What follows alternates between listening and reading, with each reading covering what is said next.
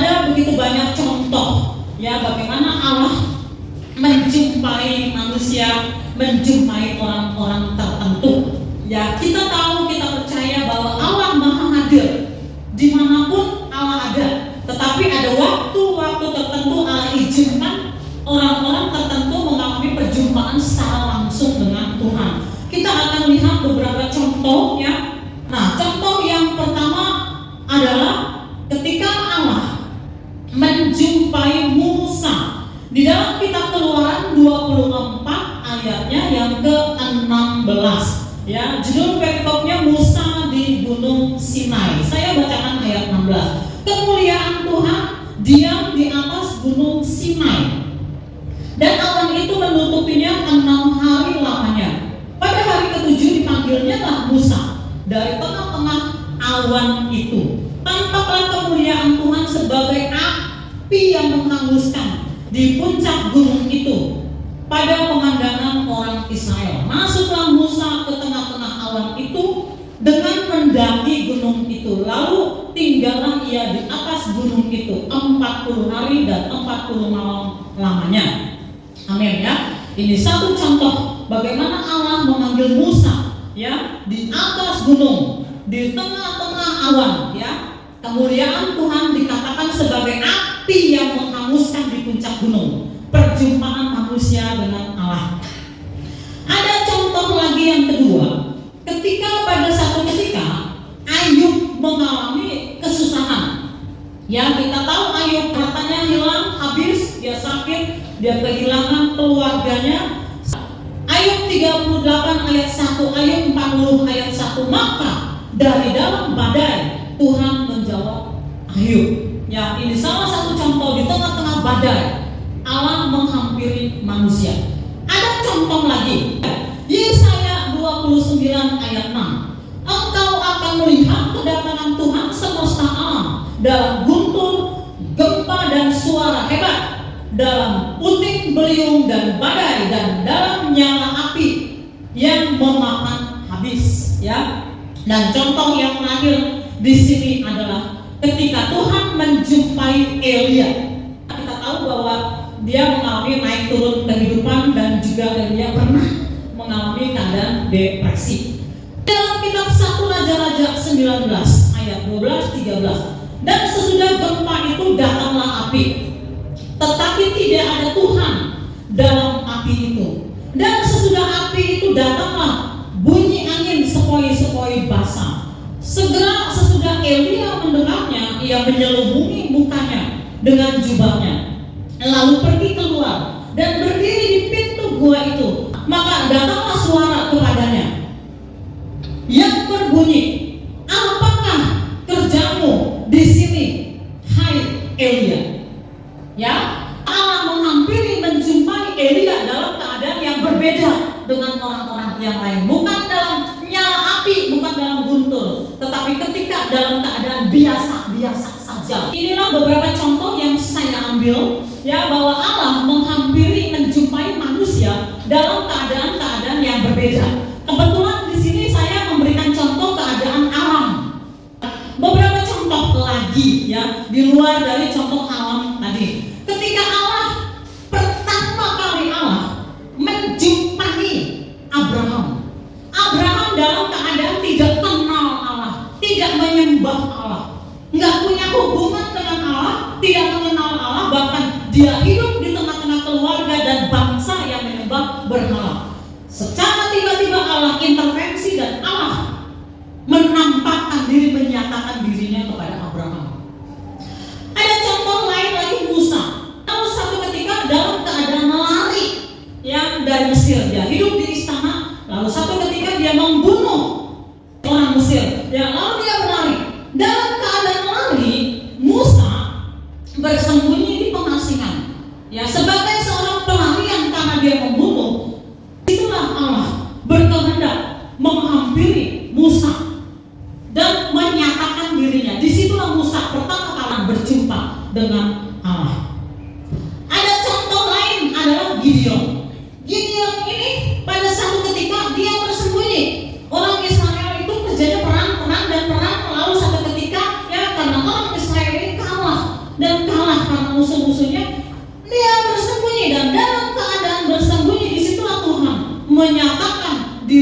berkehendak berbicara menyatakan diri kepada Gideon. Dan contoh yang terakhir saya ambil, walaupun contoh banyak sekali tentunya di Alkitab. Contoh terakhir saya ambil adalah Maria, ibu dari Yesus. Ketika Allah berkehendak menyatakan dirinya lewat malaikat, Maria itu orang biasa saja. Pada saat itu dia biasa-biasa saja, orang yang sederhana. Lalu Allah menyatakan dirinya dan rencananya kepada Maria. Baik Bapak Ibu Saudara, dari contoh-contoh yang saya sampaikan, apa yang ada di dalam pikiran kita? Ya, yang pertama-tama adalah bahwa Allah ada di dalam setiap musim di dalam hidup kita. Allah ada di dalam setiap musim di dalam hidup kita.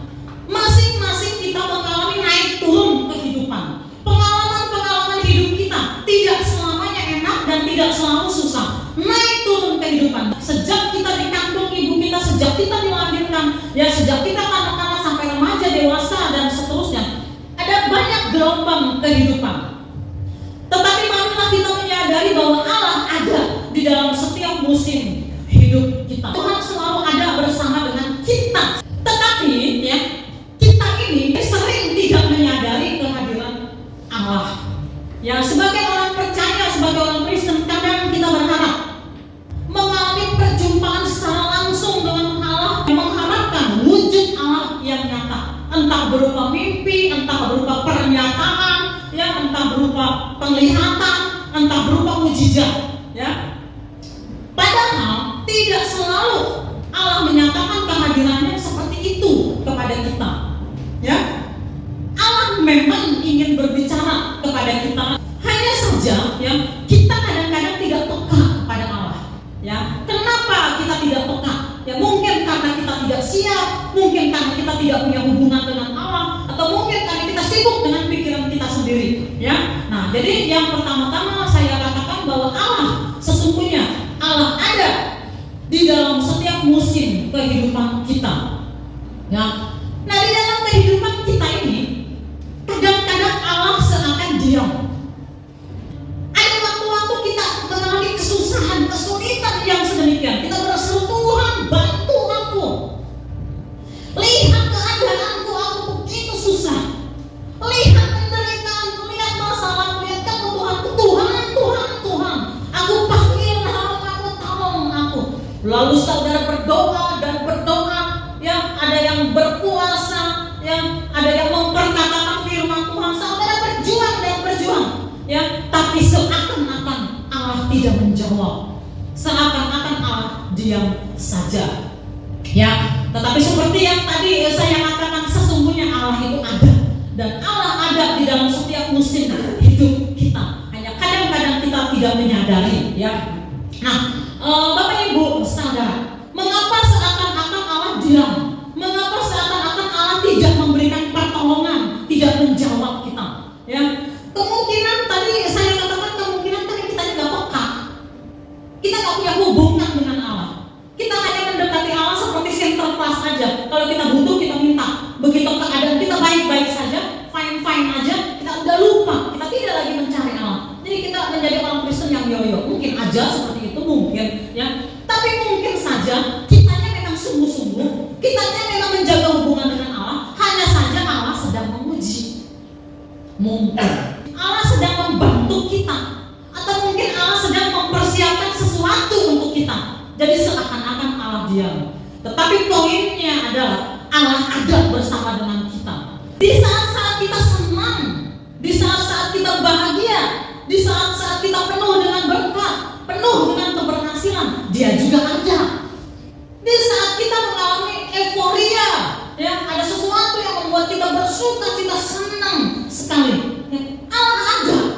Allah ada menjaga hati kita supaya kita tetap berkiblat kepada Allah dan tetap di dalam penguasaan diri, ya. Jadi Allah tetap ada, ya, di dalam setiap musim kehidupan kita. Bahkan pada saat-saat kita jatuh, ya, ada waktu-waktu kita jatuh, atau mungkin, ya, ada masa-masa di mana kita hidup di dalam kubangan dosa. Saya katakan Allah ada. Saya katakan ketika kita di dalam kebodohan, ketika kita sedang berada di dalam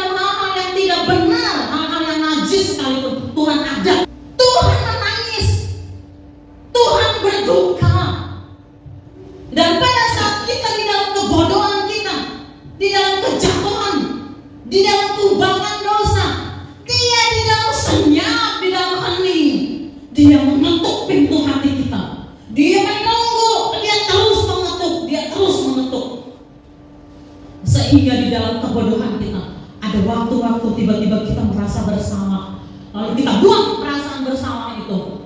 Yang penting aku senang-senang, gua bukan malaikat.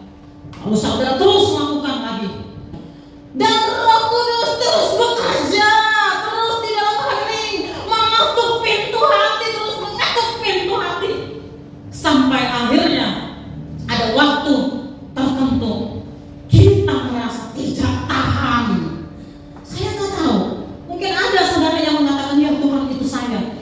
Ada waktu-waktu kemudian saudara mengatakan, aku tidak tahan Tuhan. Betapa jahatnya aku, betapa jeleknya aku, betapa buruknya aku Tuhan. Aku berdosa Tuhan, aku berdosa, aku bersalah.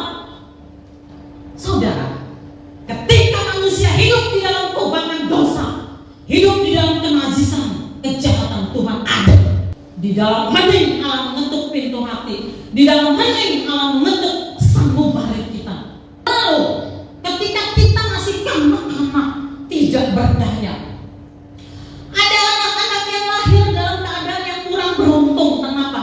Karena mungkin keadaannya tidak baik, orang tuanya tidak mengenal Allah, dia hidup di dalam kepahitan,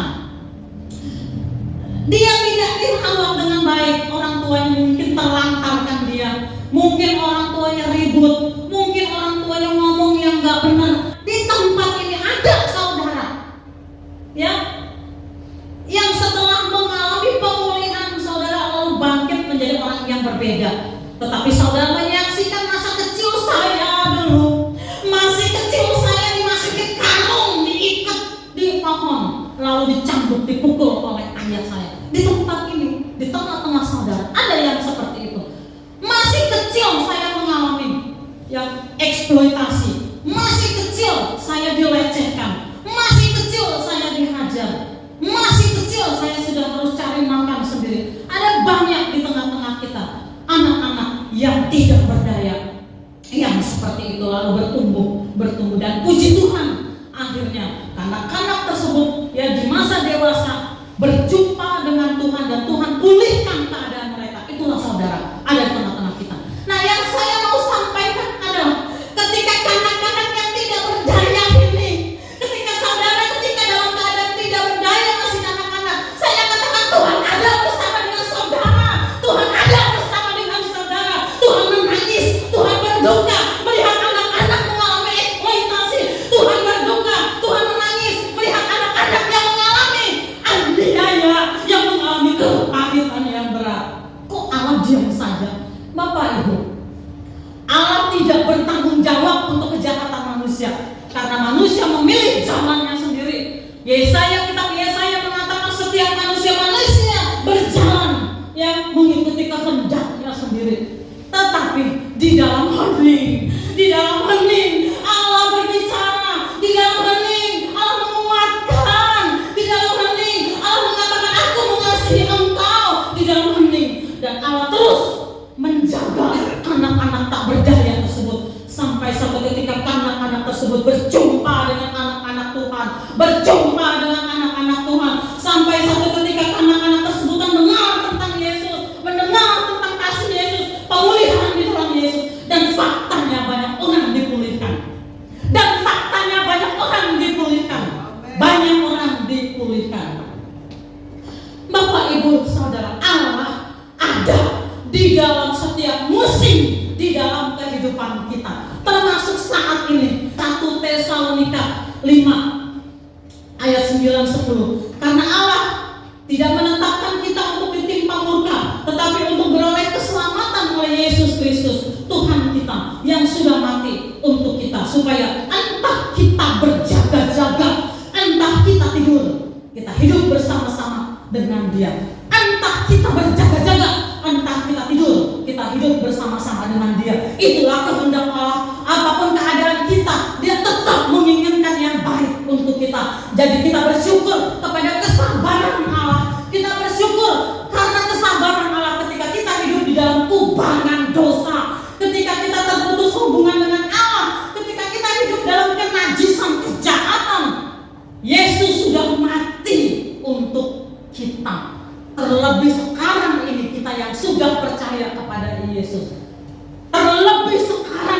kita yang sudah percaya kepada Yesus. Tidak mungkin dia tidak peduli, tidak mungkin dia tidak menolong kita. Allah ada bersama dengan kita saat ini. Kita tunduk kepala, kita berdoa.